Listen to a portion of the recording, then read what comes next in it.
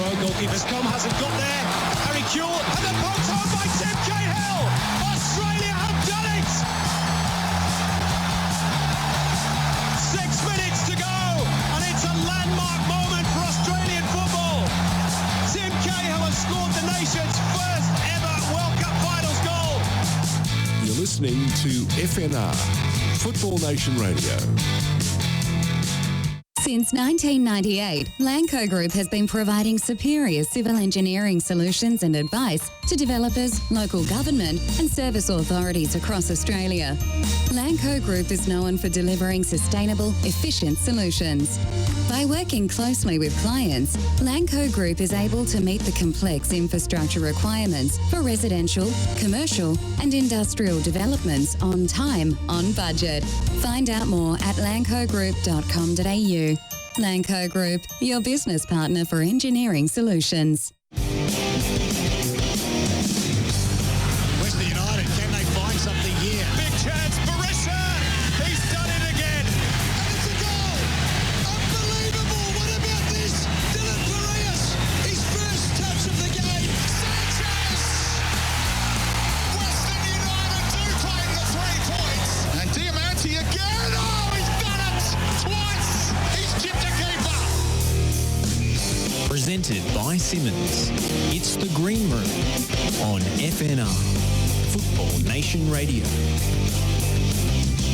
Welcome along to the Green Room here on FNR Football Nation Radio, the official Western United club show. Presented by Simmons Homes, the great Australian builder. But this week, myself, Josh and Lockie, we're doing it all for Foodbank. It's food relief round on Sunday as Western United take on the Western Sydney Wanderers. And we're delighted to be joined by Melbourne radio personality, legendary Fox FM announcer. It's really an honour to have him here in the FNR studio, slumming it with us, turned Chief Communications Officer for Foodbank. Matt Tilley, welcome to FNR and welcome to the Green Room. Thank you for being able to read my auspicious introduction there. I thought my handwriting might be a bit scrawly, but I'm happy. What did you call me? Radio what? I think you're radio royalty. I'm not sure what you should know. You wrote it for us. I have different ones for different shows. No, it's lovely to be here. It's a great honour, and we're so grateful that obviously Western United and you guys are getting right behind us this round. It feels very comfortable being back in a radio studio. It feels very uncomfortable not being paid for it, I must say. But we're very excited about this round, and we want to try and make a lot of noise about it, partly because, obviously, a win this weekend, we jump ahead and we're well and truly on top. And that's a fair way into the season, but also because Western United have been fantastic. They've really, they've sought us out, and it's important to them to be a part of community, and we love being a part of them. And plus purple, green and black, they work really well together. I want to start with you, though. What on earth possessed you to leave the glitz and glamour of commercial radio behind and go into a cause such as this? As part of my parole conditions, first and foremost, just a couple of years giving back to the community. So that's what the guy outside is doing. Makes sense. That's right, and that's not a bracelet around my ankle. Look, it's a complicated journey. I don't want to bore people with it, but look, during my time in radio, we found lots of different ways to raise money for charities, and I used to do these prank phone calls, and all the profits from those CDs went to charities, and so I met a lot of people in the charity world. And Foodbank they're an organisation that was clever enough to disguise a boys' cycling weekend as a charity event, and so I got dragged along to that and met the CEO, Dave, and we really clicked, and he didn't know that I'd been quietly studying away business governance in not-for-profits and stuff, so I'd sort of had an eye on wanting to end up there one day. I just thought if I get really rich one day, I'll retire and do that, and it all worked except for the really rich part. But I'm a big believer in karma, and I want to have a nice, afterlife.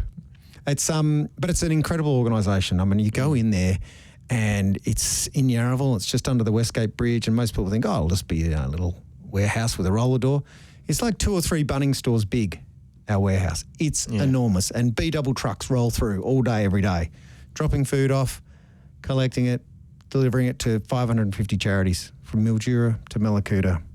Some radio habits never leave, like alliteration. I'm sure you'll get some puns soon too. So it's great. I love it. Why is this cause really close to your heart? What caught you? I mean, you've done so many charitable causes over the years. You've come into contact with so many different worthy causes for your time. Why does this one resonate so much? Look, sadly, I'm a really tragic competitive vegetable grower, right? And it's not something I talk about a lot. And I guess because I knew Dave and stuff, but I liked the idea of going out and meeting growers and producers and being able to get their excess. And you know how we don't like a banana that's not bent right or a potato that's the wrong shape. And I sort of was always intrigued by what could be done with that stuff. But I'm not a warrior. I'm not a huge food campaigner or anything like that. It just makes sense to me. I think homelessness, the right to eat, you know, the need for shelter, the need for support for people who have mental health issues. Like, they're just sort of some of the basics. They're all important. I don't see them one as any more important than the other. It's just this one had the best title on offer. Chief Communications Officer. You don't walk away from that. It sounds like a military title. You get your own business cards as well? I was going to say. Do you know, I've still got the 200 in a box because I keep forgetting to use them. So we had I would have taken one. We had a fantastic function. There was like a business network Western United did during the week. It was great out there at the hangar at Essendon, and everyone was handing their business cards. I'm like, oh, I've got some back at work. Can you just wait a couple of minutes? I got to head back up the road.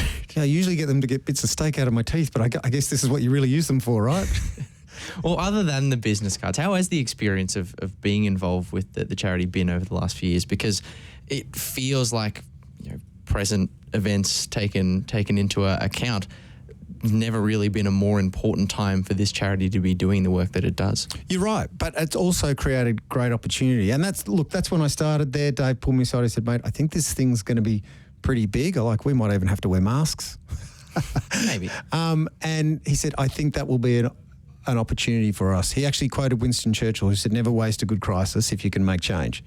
So, and it has been enormous. And we've been able to do all kinds of things. We set up a pop-up store for international students when they, of course, were abandoned. They didn't get any help. They were stuck here. They couldn't go to school. All their traditional jobs like cleaning and hospo and all that sort of stuff shut down.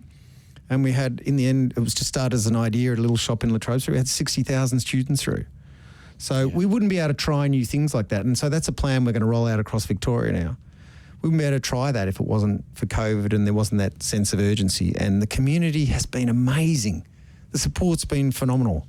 And a lot of people, I mean, I love being able to say this, but a lot of people ring up and go, you know, COVID's actually been pretty good for us. I don't like to say it too loud, but, you know, we're this business or we're that business or we're online and it's gone crazy. But we know how hard people are doing it. We just want to support you guys and financial donations and opportunities. So it has been a really busy and interesting and amazing time. And I mean, we opened our warehouse last year for a couple of drive-through. You know, when those lockdowns were really serious and a lot of people just couldn't get out, didn't have family or friends for food. And we had cars backed up from our warehouse up over the Westgate Bridge, about 3.5 kilometres. And the police ended up having to shut it down. I remember seeing the stories at the time. It was huge. We had TV choppers above us and I was getting NAM flashbacks. No, I'm not that old. But in that moment, there is a sense of exhilaration and being able to help, but it's also really hard to deal with when you're seeing people drive through. They're living in their cars, mums with 2 kids in the back, and you're thinking there's blankets and stuff in here because you're finding somewhere to sleep and you don't have any food. And everyone we see is so grateful. It's just the best. Like, it really is quite uplifting, and you get a bit teary and stuff because they just can't believe that you've got that for them. And I'm kind of like, well, I'm handing it to you, but there's a whole chain of people behind me in the community who donates who've been able to do this.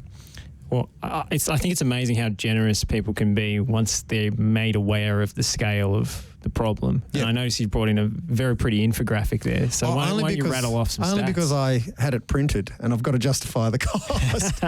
Well, every year we do this thing called the Hunger Report, which is to actually put some, you know, facts around it.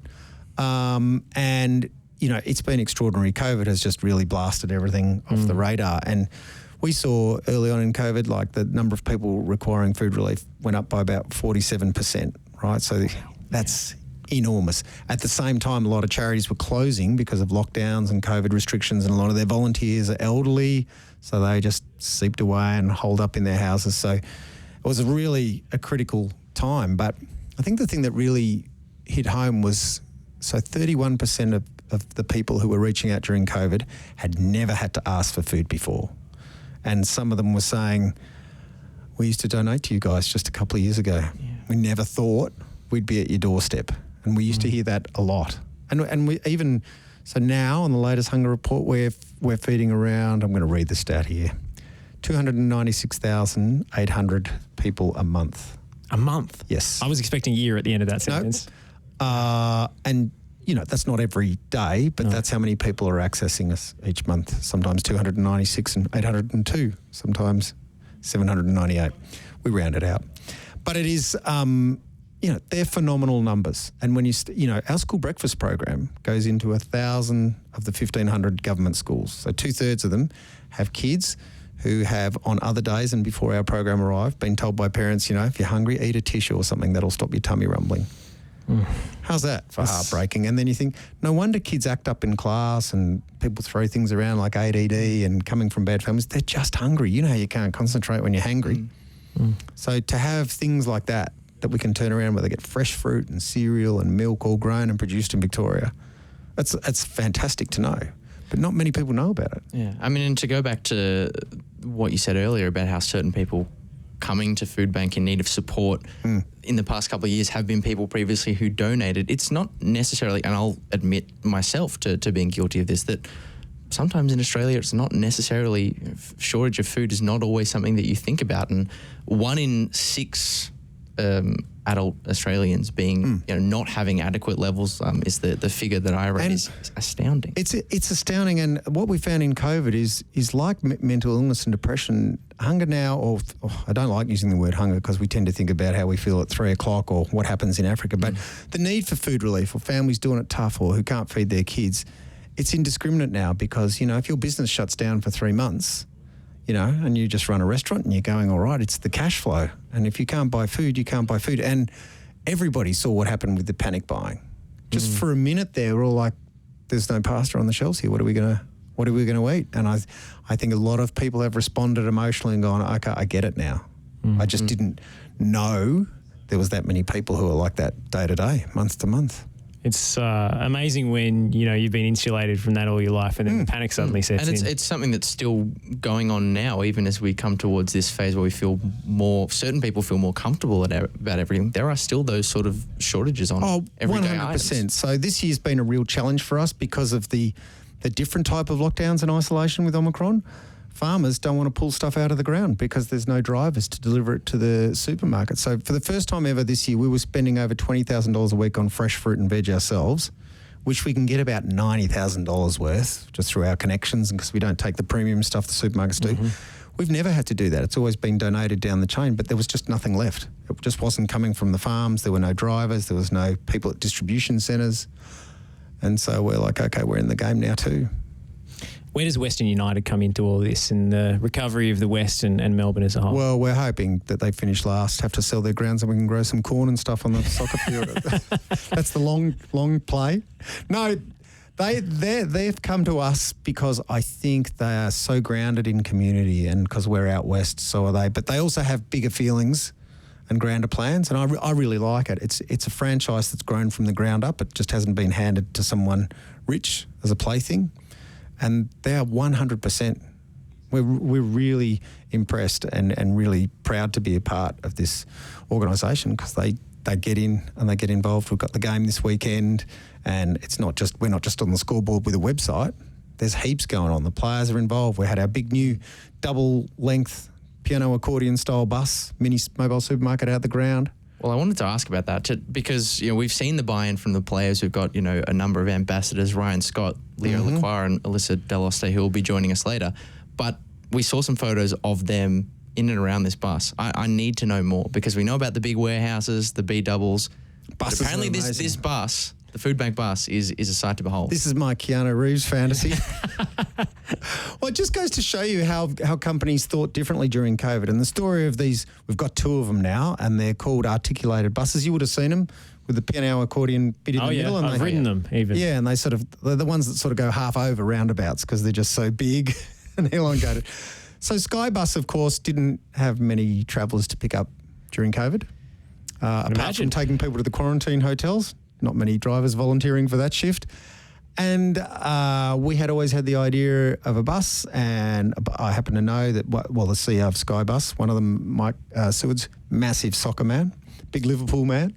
He is a great friend of Foodbank, and they'd supported us before, and I said, have you got a bus? We'd love to just do a little pantry. And 2. Well, he turned up. He said, "Have we got a bus?" And him and the co-CEO, Adam, he said, "You'll hear us honking the horn on Wednesday.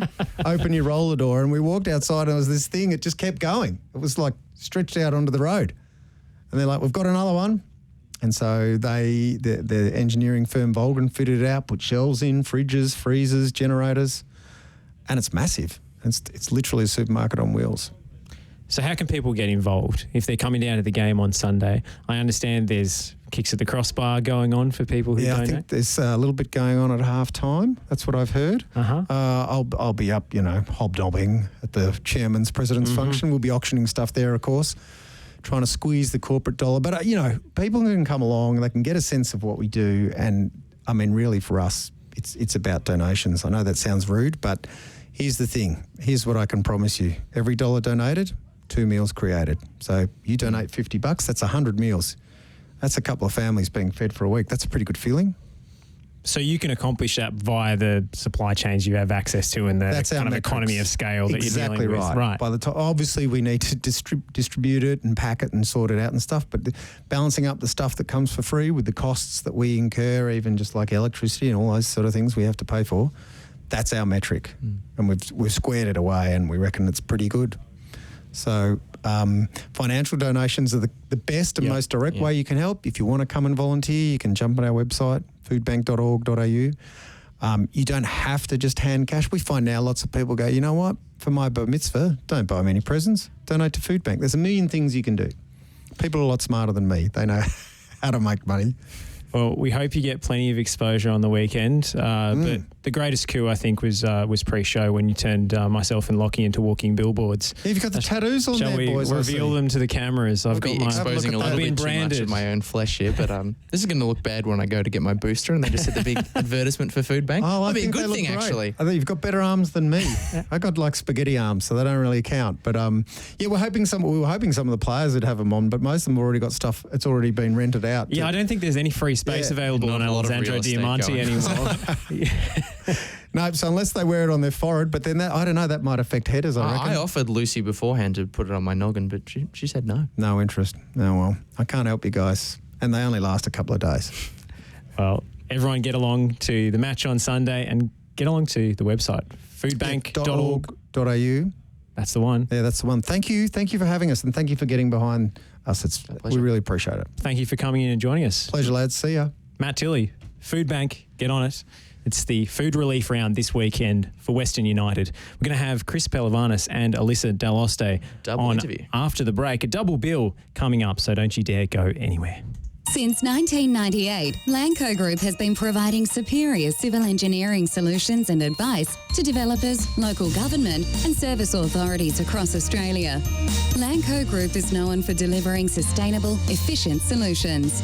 By working closely with clients, Lanco Group is able to meet the complex infrastructure requirements for residential, commercial and industrial developments on time, on budget.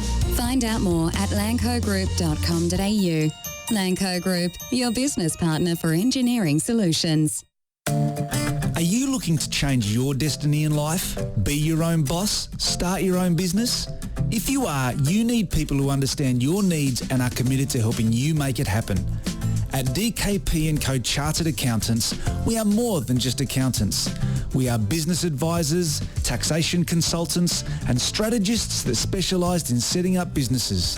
We understand the client and give them the very best customised advice and strategies to achieve their goals. Visit our website, dkpco.com.au, or give us a call today on 03 9023 9370. Fast, proactive, personal. That's DKP & Co Chartered Accountants.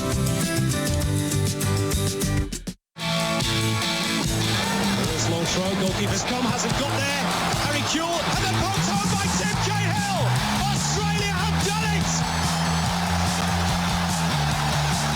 6 minutes to go, and it's a landmark moment for Australian football. Tim Cahill has scored the nation's first ever World Cup Finals goal. You're listening to FNR, Football Nation Radio. Penalty conceding kind of situation, but Atkinson did well. Oh my goodness! Oh my goodness! Have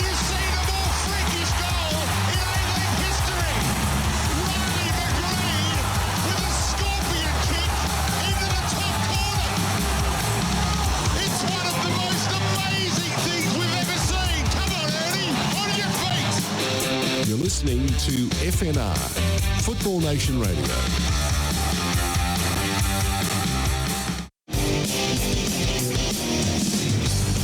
Western United, can they find something here? Big chance, Barissa! He's done it again! And it's a goal! Unbelievable! What about this? Dylan Barrios, his first touch of the game. Sanchez! Western United do claim the 3 points. And Diamante again! Oh, he's done it! Twice! He's chipped a keeper! Presented by Simmons. It's the Green Room on FNR, Football Nation Radio. Presented by Simmons Homes, the great Australian builder. It is the Green Room here on FNR Football Nation Radio, the official Western United club show, and we're delighted to have a double bill here in the studio. We're so packed with guests today, we've bumped Lockie off camera. Out. The direct request from Chris. I'll move this guy out of the way. I just wanted to share the studio with Alyssa about rising talents in the women's space, so thought why don't we do it together? Well, I'm sure Lockie won't take his demotion too hard. If you hear a disembodied voice, that's him off screen. Disgruntled murmurings over here might be me. But we do have the CEO in-house today. We've had him on a couple of times this season on Zoom, but Chris Pehlivanis, welcome. Thank you for having me in the studio again, and really excited to be here. And making her Green Room debut, Calder United goalkeeper, Alyssa Dall'Oste, or Dall'Oste. Dall'Oste. I'll try and get that right for the rest of the interview. Okay, thanks for having me. Delighted to have you join us. 2018 MPLW Goalkeeper of the Year, is that right? That is correct, yes. And now you're playing with Calder United and training with the development squad with the women at Western United. Yep. Tell us a little bit about you, your career progression, and how you got to this point. So I've been playing football probably since I could walk, to be honest, kicking anything I could. I started with an actual team when I was about 6, playing indoor, just on the field. Nothing, didn't go in goals until I was about 10. And then we didn't have a goalkeeper a game, and so they just put me in there, and I loved it. I stayed there. It's been, 10 years now?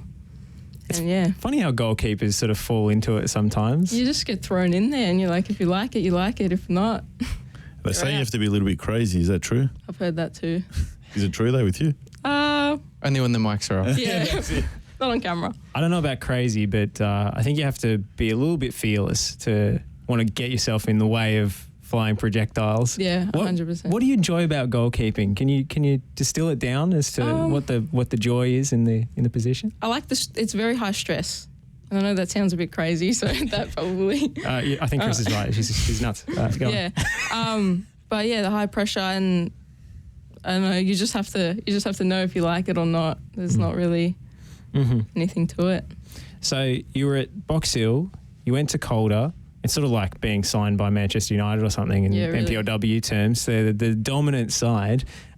What is different about that setup compared to the rest of the league? Because there's so much success there. The quality of the players is obviously really high, but it's also a female-focused club, which is pretty unique in the Victorian scheme of things. What's it like playing in that environment? I think that definitely plays a part in like the accolades that we've achieved.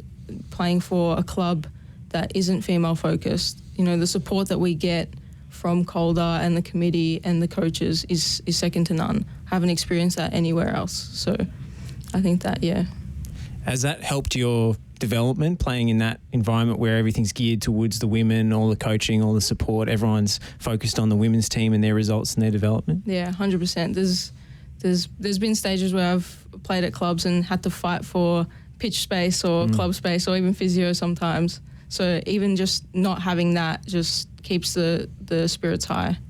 Absolutely. I was going to say, Josh, pick the Manchester United fan in this room trying to equate Calder, the best team in the MPLW, to being equivalent to Manchester United. You got to update your references, Josh. My frame of reference is still in the early 2000s, I think. It was more like being signed by Man City. Look, if I was a Manchester United fan, I'd probably do the same thing. Let's not bring up the team that I support. We're going a long way back for the success, Arsenal, if everyone must know. I know, it's embarrassing. But Alyssa, the fortunes of Calder have been a long, long way from that we see of my club, Arsenal, in recent years. And throughout that all, the man in charge of the team has been Mark Torcaso. What's the experience been like of working with Mark, and how do you find his style of coaching and how it works with your crazy goalkeeping game? Well, it helps that he was a goalkeeper, so 100%. He's just as crazy as me, if not even crazier. You know him. Yeah, I mean, it's a pretty hard question to ask Alyssa because she's got to say positive things. He's going to be... Yeah, he'll call me later. He'll call her later and have a crack. No. Yeah. So from one crazy goalkeeper to another, is he encouraging you to dial up the crazy or dial down? Definitely up. He definitely wants more from me, which is good. More crazy. More leadership from the back, more shouting at your defenders to get in position, that kind of thing? For sure. It's good. It's good. I haven't had a coach that's a goalkeeper as well, so he understands, how to implement us into the team training and get, what's best out of me. Even game days, he can tell me, and I trust his opinion as well, so it's good. So excited to have that connection too now with the development squad, and hopefully when we announce our W League's license and structure and what it's going to look like, I think Mark will be very heavily involved in that, and we'll see the clear connection with Calder, and I think that's going to be what's exciting about this partnership, but also the opportunities for Alyssa and some of her fellow teammates.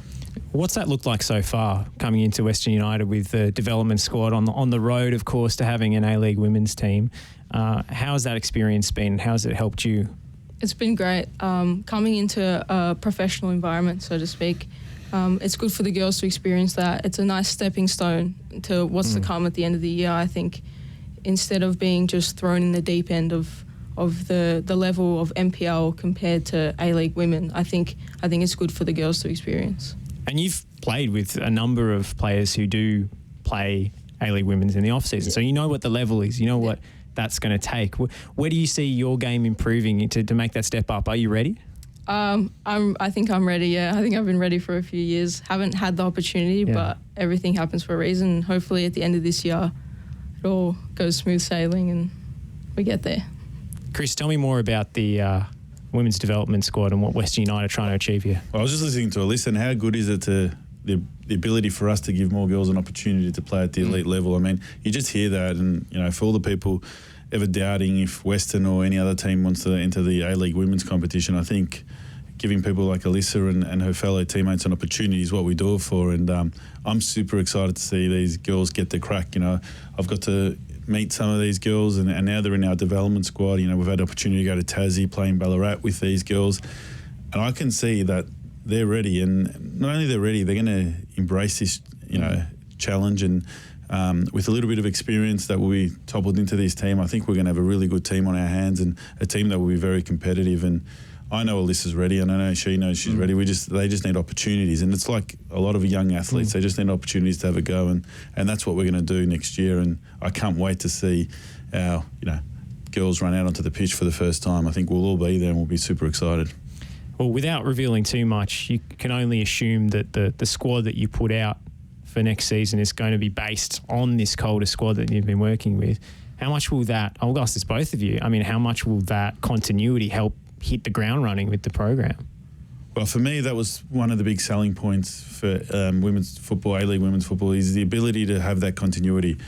We, in the past, not us, but other A-League teams will, take a handful of Calder girls and train them for 2 months, and then they send them back to their clubs.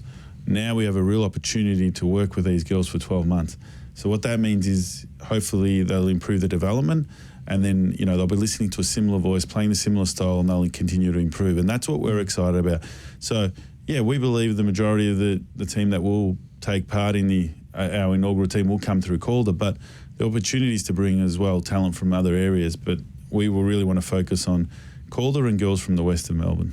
Alyssa, Victoria. It must be great for you to hear someone like Chris talking about these kind of things. Someone with A-League women's ambitions of your own to be involved in a club with such a clear commitment to getting into that pathway and bringing that core Calder side with them must just be an awesome experience for yourself. Yeah, it's so great. I think it's good for us to have that time to prepare. Being involved in some of the A-League women's teams, there's been a short period of preparation for the season. So I think having 12 months to prepare will definitely be good when it comes to round one. And as a squad, it must inspire you all to push yourself to that extra level as well in training. Yeah, 100%. All the girls are pushing each other. We're pushing ourselves. I think it'll be good. Yeah. Well, before that happens, you've of course got an NPLW season to prepare for. Yeah. How are you feeling about this campaign? I mean, you go in as favourites, but that comes with its own pressure. No, it's good. I think for the last few years we've had a target on our back, and even for the Nike Cup we had the same thing. And to be honest, not a lot of people thought we would win, but we showed up, and because you were missing all your best players and so forth. Right. And it turns out you actually had some depth there. Yeah. So I'm excited for the season to start going. We've been preparing. Practice games coming up, and it's going to be good. Excited. Well, the other part of your role here is as an ambassador for Food Relief Round with Foodbank Victoria. Tell us what this cause means to you and to be representing Calder United on Sunday. Yeah, I think Foodbank is such an important charity. Hearing about the people that go hungry, I think everyone deserves to have an adequate access to food. And for me to be able to support that and help raise awareness, it means a lot to me. And for anyone that can, I encourage you to donate to Foodbank Victoria. Yeah, and Chris, when we were speaking to Matt earlier, one of the big things that he earmarked about why this partnership between Foodbank and Western United works so well is that Western are a club who are not afraid to get their face out and about in the community. And it's something we've spoken about before. I mean, this partnership just seems like a really good synergy. How did it all come together? Yeah, I mean, it's an amazing synergy for our club and for Foodbank Victoria, because it tears on the heartstrings not only of our, our community in terms of our fans and members, but also our staff and players. When I go up to one of the players and say, "Hey, can you help us out with this activation with Foodbank?" we get 4 or 5 hands up straight away. In other times they're all turning their back and going the other way, which is fair enough. But that's what's exciting about this, because I think we can all relate to the importance of, helping people and improve, the current statistics about starvation. When I read these statistics, I still can't believe it. You got 1.2 million children out there that don't have adequate food. I think none of us would believe that that's true. And when you read that, you go, how can we help to make a difference? And that's why I think it's a really good partnership for us. And, we're going to do everything we can, little by little, but as our club grows as well, we'll be able to contribute more and more, and it's super exciting. And as we come out of COVID, I think we'll do a lot more in the schools area and a lot more in the community, which I think all parties that are connected to this partnership will appreciate. Without wanting to stereotype, I mean, does this issue resonate even more clearly in the West, given that it is a working class area? You've got new migrants, certain people that are more prone to food insecurity issues in a time like this.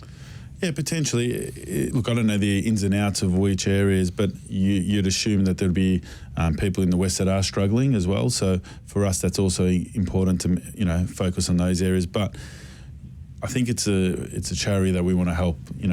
It doesn't matter where the kids are. In reality, we want to help the whole state get out of this problem, because I think when you read the statistics, it shocks all of us. So I think if we can play our little part to help in that journey, I think it's an important one. And just hearing Alyssa speak and Ryan Scott and Leah Lacroix speak about this matter, I think it's something that is really important for our club and our DNA. Well, there's an opportunity to have a go at the crossbar at halftime as part of this promotion. Alessandro Diamanti made it look rather easy on you. He probably had 15 attempts. I won't say it. Take that off. He does make a lot of things look easy on the pitch, and because he is phenomenal, our captain, and he's quite special. So hopefully someone can do the same thing on Sunday. And, hopefully we can raise a lot of funds also for Foodbank Victoria. Well, Alyssa, those precision, long kicks are a pretty important part of any goalkeeper's game. Do you have any advice for the faithful few who have to step up and try and hit the crossbar on Sunday? Oh, just trust yourself. That's it. Just smash it. Just smash it. Psych yourself up. Yeah. It's crazy as possible. Yeah. Perfect. I don't know if you're allowed to wear studs inside the ground as a spectator, Amy, but I find those halftime things. Almost always do a John Terry and almost lose your standing foot. Everyone holds back a little bit. I think that's why I've never put my name forward. I can't be caught on camera falling over in front of thousands of people. I can't afford that PR hit, He's got to carry his boots with him everywhere he goes.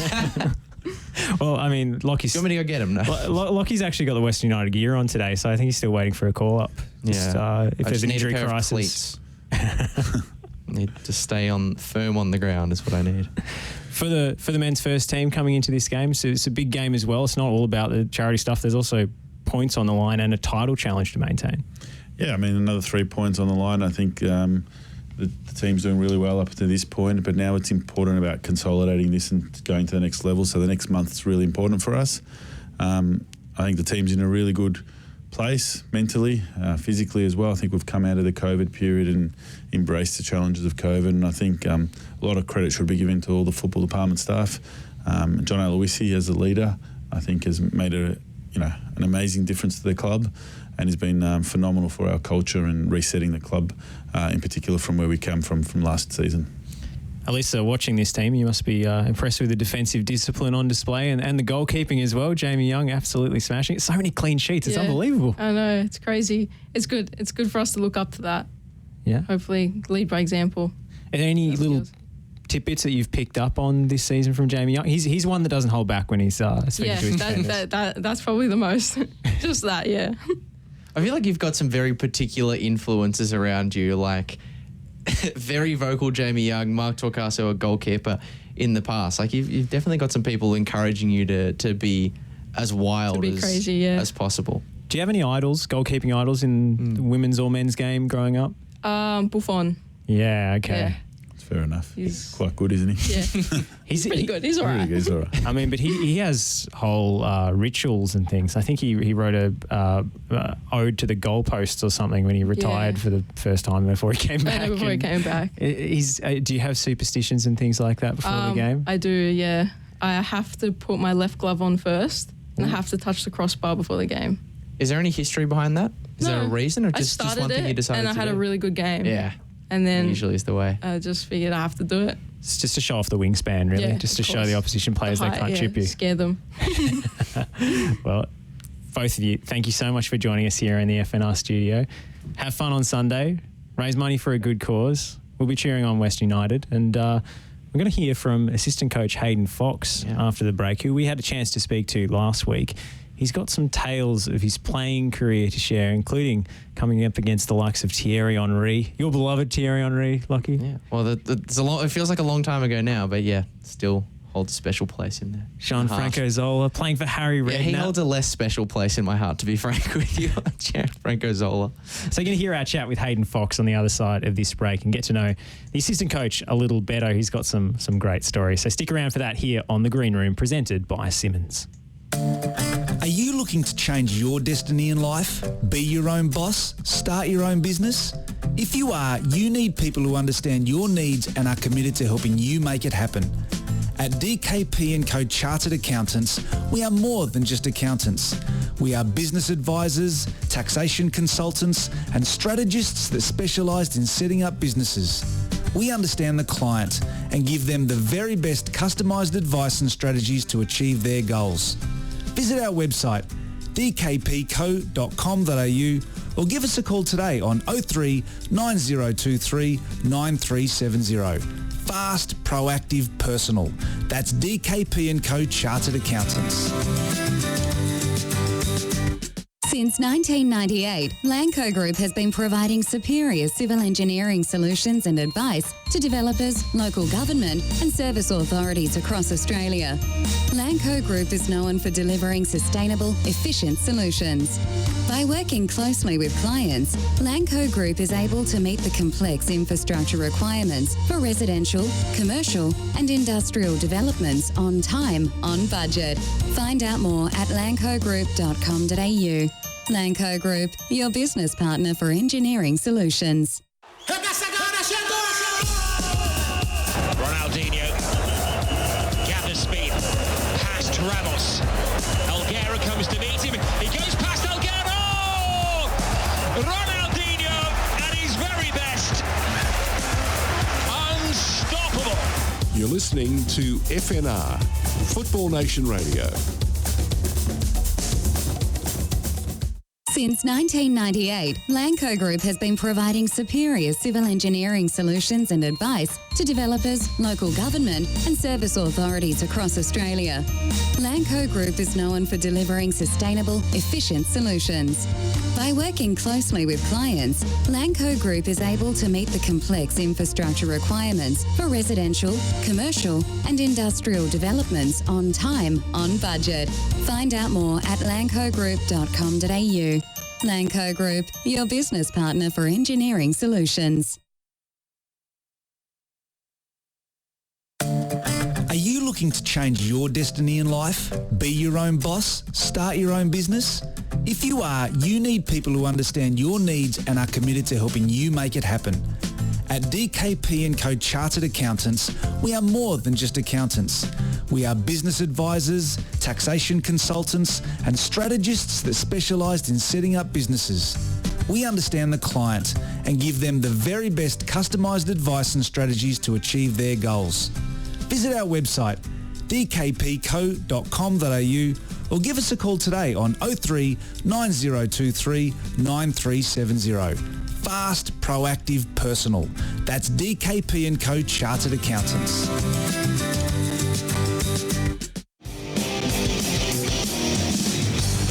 Western United, can they find something here? Big chance, Barissa!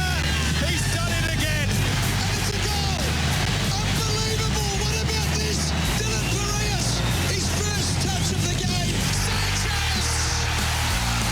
Western United do claim the 3 points. And Diamante again! Oh, he's done it!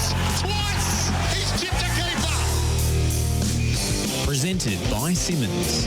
It's The Green Room on FNR, Football Nation Radio. For the final time this evening, welcome back to The Green Room here on FNR, Football Nation Radio, presented by Simmons Homes, the great Australian builder. We're going to throw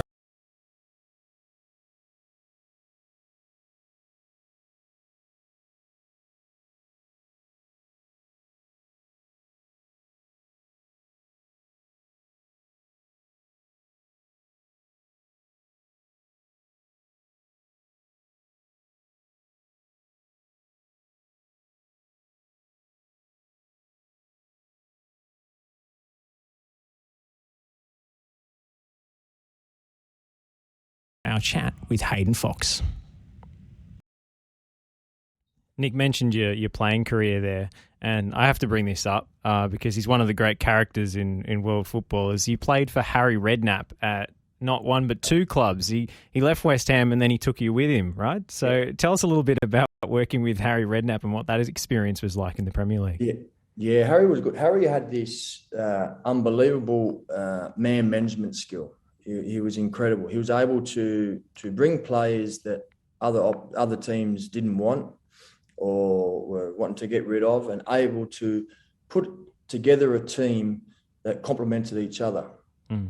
And he'd often do that. He'd often bring in players, and he'd change the team from week to week. Wouldn't always be the same team, even if players scored 2 or 3 goals a week before, or you were man of the match the week before.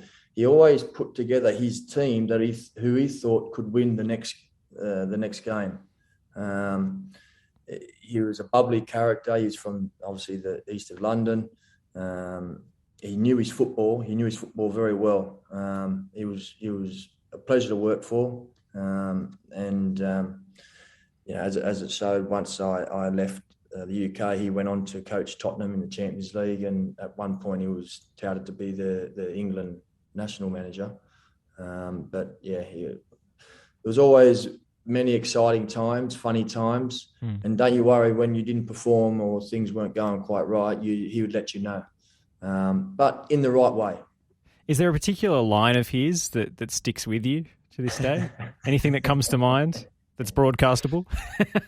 There is. One time we were at Portsmouth. I can't think who we were playing, and he was getting interviewed after training. He said, I think it was the day before a game. And we'd all finished, and there were some younger boys shooting at goal or having some shots or whatever they were doing. And one hit Harry in the back of the head in the middle of the interview. And he couldn't let it go. It hit him. He kind of looked around. He's thinking, blimey, where the hell did that come from?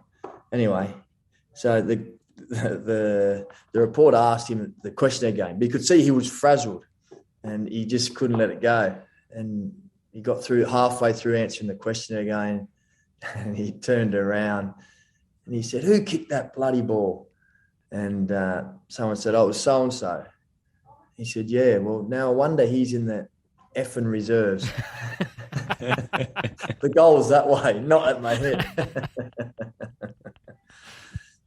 He was good. He was good, Harry. Love it. On your playing career as well, you spent a little bit of time at Ajax as a young player. That was your first venture outside of Australia. Obviously, everyone knows the aura of the Ajax Academy. How special was that experience? Yeah, I learned a lot of, I was very fortunate. I went to the Institute of Sport when I was 15, and I learned. I've gone from community football and representative football with Blacktown City to going to some of the best junior coaching in Australia, which was Ron Smith at the RAS, and learned a hell of a lot about the game. And then I was very fortunate from there that I got an opportunity to go to train with Ajax of Amsterdam, and just as an experience for 4 weeks. And then I didn't think anything of it. And then at the end of the 4 weeks, they said, "Have you got an agent?" And I went, "No," because I was an Australian kid. I didn't have an agent. I didn't know. And they said, "Well, you might need one. We'd like to offer you a deal, and we'd like you to stay here." And I didn't really know what to expect. I did it tough, to be honest. I decided to stay. Spent 2 years there. Great learning, great development, hell of a football club, producing a lot of young players.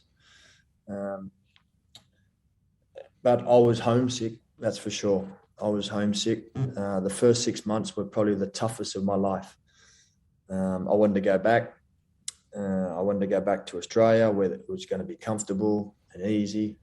But like anything, you kind of stick at it. My dad, who was kind of like more the tough one, and my mum was the softer one in our household. When she turned around and told me, "No, you stay, you stick it out," I said, "Okay, well, mum's been a little bit serious here." So I stuck it out, and it was one of my best decisions I've ever made, because it would have been easy to kind of come back and have it a little bit easier here. But I stuck it out, and then you learn to cope, and that set me up for my career of being away for 15, 20 years. It's interesting. We talk about young players and development, and I guess having this professional league back home where, it is so well run and so professional, would it have been easier for you to just pack it in and come home if the A-League had been there waiting for you as opposed to a part-time league like the NSL probably was? Yeah, probably. It would have been easier. It would have been easier, but that's not what I wanted. That's not what I was dreaming of. My dream was that I wanted to be a professional footballer in Europe. So I had to keep reminding me that's where I wanted to be. I was fortunate enough that I had played other professional Australian players in Europe at the time, and they'll help me go through this little period, because they would have experienced that when they were younger and when they were their first time away. So you're right, it would have been easier, but during that period, I kind of I put in my mind that I was staying there, and if it wasn't going to work out, then it wasn't from not putting the effort in and not from trying. Absolutely. What are some of your best experiences of those years overseas playing? I'm sure you would have rubbed shoulders with some incredible players. You obviously mentioned Harry Redknapp as a fantastic manager that you worked under. Yeah, give us a few. The most special memories. Oh, some great memories. Like there's some great memories, and there's some really, really sad memories, which goes along with football. I was fortunate to get promoted with Portsmouth, and to see the elation, just the smiles and the elation of people's faces in that small town of Portsmouth, or small city of Portsmouth, it meant the world to them, and then, unfortunately, I got relegated with Leeds, and to see on their faces what it meant to them, and the agony that they were dealing with. You don't realise the actual how much the fans really are embedded with you, in the football club, because as a player, and there's not many players that stay at one club for a long period of time, and players come and go. But the fans and the people involved with the club are there for a lifetime. So the emotions of both high and low, they stick with you. Meeting lots of good people, lots of good people that I'm still in contact with today. And if I needed help with anything, they needed help, then, you'd give an arm for them and help and reach out. Learning about different cultures. I know in Australia here, we're very multicultural. I know that, but to actually go and live in various different countries with different cultures, you learn to accept and you understand how people are thinking. So there's been some great experiences. We got to the Emperor's Cup final with the late Eddie Thompson. I played with Tony Popovic and Tony Aurelio Vidmar. The club had never had any success. So that was a big event for Sam Frecce. And then representing Australia and going to the Olympic Games, they were always, very fond memories, definitely. Playing for your country, green and gold, always was close to my heart. Well, I always like to ask central defenders who've had illustrious careers such as yourself, is there anyone who stands out as a direct opponent that you had the toughest time marking? It's a tough question to put you on the spot. It's tough because there's a lot of different ones for different reasons with different playing styles. Yeah. So, Thierry Henry, during his period when the Arsenal were invincible, he was virtually invincible, and you used to think, I'll be honest, oh, I'll just go and kick him. But you think about it, when he was a young boy, he came to Arsenal and he was up against Steve Bold, Tony Adams, Martin Keown. Yeah. So he would have been getting belted every day at training. So you couldn't do that. And you couldn't get near him to belt him. So he just used to glide across the park. He was phenomenal. Zola was he was a talent. Because he could change direction very quickly. So you think you got him, he'd have his back to goal. You think, no problem, he's going back towards his own goal. And all of a sudden, he just one movement left, right, or right, left, and he's on the other side of you. He had that ability. And then there was big Duncan Ferguson, who you knew you were in for a game. Oh, he'd almost growl at you. I don't think people need to have seen Duncan Ferguson play. They just need to see him on the sideline now with Everton. You know exactly what he's like. Yeah, but he was a good player. He was a good striker. Yeah. I know he was tough. He was hard, but he was he used to get himself into great positions. He was intelligent and lethal in the box. By the same token, are there any teammates that jump out as any that you love playing with in particular? I'm not sure if paths might have crossed at West Ham with Frank Lampard, for example. Any of those young players that you thought, yeah, they were. Paolo Di Canio, I played with him for 2 years, and he was unbelievable. He was so eccentric. He was a bit crazy, but he had so much ability, and he was he come with everything, so he brought his own fitness staff, his own masseur. He'd have his own special nutrition diet, and he was trying to tell everyone this, that, the other. But, and they were in the English days, and everyone would be drinking, and he'd be going crazy. Why are you going to drink? But he'd be there, smoking 2 packs of cigarettes a day. That was Paolo. So, yeah, and then I tell this story about Frank Lampard, and it's so true. So he was a young player at West Ham, and he was playing regularly. So he was in the Premier League. We were, a mid-table team. One season, I think we finished 7th. So we had one of the seasons we finished quite high for West Ham. But Frank, so he was in the under-21s England team. He was pushing for a spot in the national team, the full men's. He was playing week in, week out at West Ham. You think most people would be quite satisfied with that. Not Frank. Frank, 1-2 days a week would stay behind, and he'd do these runs and these sprints because he wanted to get quicker and he wanted to be able to play box to box. He wanted to be able to get on the ball, spray the ball, and then be able to get into the opposition box and score goals. Well, so he did this. I remember for the year I was at West Ham, that first year with him, and he'd be doing that twice a week. Boom, boom, boom, boom. Well, he ended up being a Chelsea legend, one of the best players that England ever produced and one of the best box-to-box midfielders that played in the Premier League. And he scored goals. And I remember that was his thinking. I need to get the box. And that just, I use him as an example because most players would have been, satisfied of where they were at, and he wanted to get better. He wanted to be better. He wanted to improve, and he wanted to really leave a legacy on his style of football.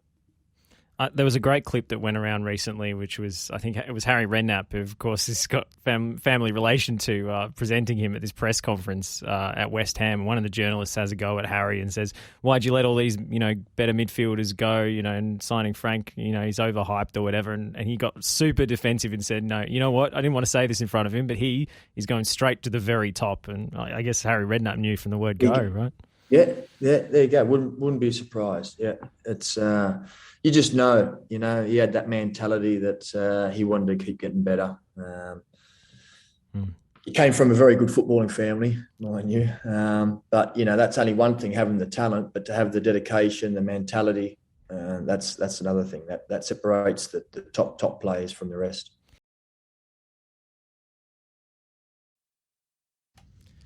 That was assistant coach Hayden Fox talking to us earlier about his glorious career in the Premier League, some of the opponents that he faced and players that he played with. That is the level of experience that he brings to the dugout at Western United. And that wraps up today's show. Thank you so much for tuning in and supporting the show and supporting Food Relief Round. Foodbank.org.au is the place to go to donate. Get on down to Western United versus Western Sydney Wanderers. Sunday kickoff at 6:35 p.m. at Amy Park for a great cause and a great team. And with that, we will sign off on the Green Room here on FNR Football Nation Radio, presented by Simmons Homes. And catch you again next week. Western United, can they find something here? Big chance, Barissa! He's done it again! And it's a goal! Unbelievable! What about this? Dylan Barrios, his first touch of the game. Sanchez! Western United do claim the 3 points. And Diamante again! Oh, he's done it! Twice! He's chipped a keeper! Presented by Simmons. It's the Green Room on FNR Football Nation Radio.